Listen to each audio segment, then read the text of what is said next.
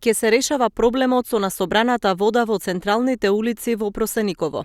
Општина Струмица почнува со санација на дел од атмосферската канализација, со што треба да се надмине овој долгогодишен проблем. Освен канализацијата, во ова населено место се работи уште на 3 површини паркови.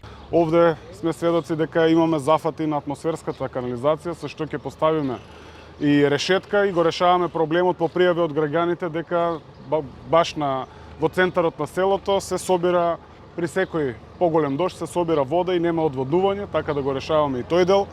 Инаку станува збор за општински проект за кој што делуваме близу 10 милиони денари, а тоа е ревитализација, реконструкција и рехабилитација и на детските игралишта, и на спортските игралишта, и на парковите во населените места.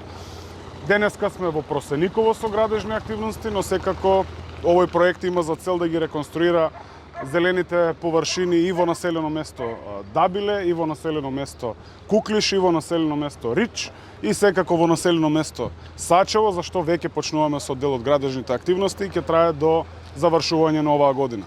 Од овде пуштам порака дека како општинска администрација, како градоначалник, секако заедно со Советот, апсолутно фокус ставаме на подобрување на условите на живот и во населените места. Оти и на почетокот на мојот мандат и пред почнување на мојот мандат, многу отворено реков дека богатството на Струмица се сите населени места.